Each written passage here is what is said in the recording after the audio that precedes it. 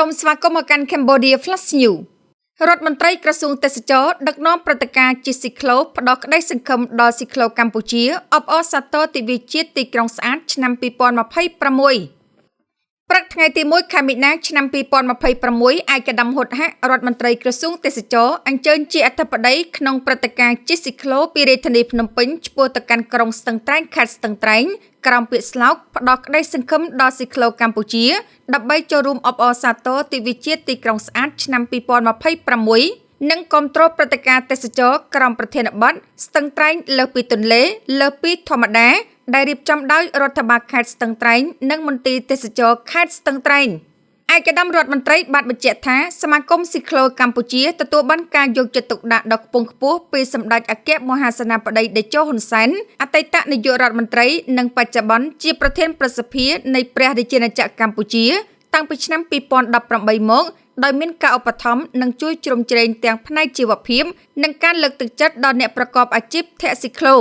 ក្នុងព្រឹត្តិការណ៍នេះមានការអញ្ជើញចូលរួមពីឯកឧត្តមហ៊ុតហៃអភិបាលរងនៃគណៈអភិបាលរាជធានីភ្នំពេញតំណាងឯកឧត្តមខួងស្រេងអភិបាលនៃគណៈអភិបាលរាជធានីភ្នំពេញព្រមទាំងថ្នាក់ដឹកនាំក្រសួងទេសចរអគ្គនាយកលោកប្រធានមន្ទីរទេសចរខេត្តស្ទឹងត្រែងតំណាងមន្ទីរទេសចររាជធានីភ្នំពេញលោកស្រីឡុងសុកហ៊ុយប្រធានសមាគមស៊ីក្លូកម្ពុជាមន្ត្រីរាជការនិងអ្នកធាក់ស៊ីក្លូសរុបប្រមាណ100នាក់ឆ្លៀតក្នុងឱកាសនេះឯកឧត្តមរដ្ឋមន្ត្រីបានគូរំលេចថាព្រឹត្តិការណ៍ជិះស៊ីក្លូក្នុងបរិយាកាសព្រឹកដ៏ត្រជាក់នៃសន្តិភាពនេះមានគោលបំណងចូលរួមអបអរសាទរទិវាជាតិទីក្រុងស្អាតឆ្នាំ2026ស្របតាមសារលិខិតអំពាវនាវរបស់សម្ដេចមហាបវរធិបតីហ៊ុនម៉ាណែតនាយករដ្ឋមន្ត្រីនៃព្រះរាជាណាចក្រកម្ពុជាចុះថ្ងៃទី28ខែកុម្ភៈឆ្នាំ2026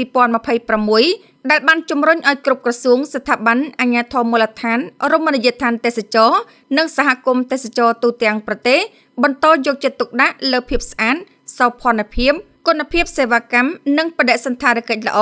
ដើម្បីលើកកម្ពស់កិត្តិនាមនិងសក្តានុពលទេសចរកម្ពុជាទាក់ទាញភ្ញៀវទេសចរអន្តរជាតិមកទស្សនាកាន់តែច្រើនព្រឹត្តិការណ៍នេះក៏បានបញ្ជាក់ពីសក្តានុពលទេសចរដ៏ទាក់ទាញប្លែកនិងសម្បូរបែបរបស់ខេត្តស្ទឹងត្រែងព្រមទាំងបង្ហាញពីការចូលរួមគាំទ្រយ៉ាងសកម្មរបស់ក្រសួងទេសចរចំពោះសមាគមស៊ីក្លូកម្ពុជាក្នុងការអភិរក្សនិងលើកតម្កើងអត្តសញ្ញាណវប្បធម៌ជាតិ